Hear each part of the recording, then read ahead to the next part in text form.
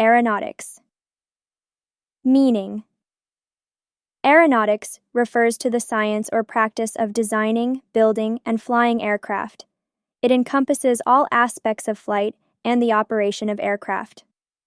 Definition: aeronautics is a noun that refers to the study or practice of flight, including the design, development, and operation of aircraft. It involves various disciplines such as engineering, physics, and mathematics to understand and improve flight technology.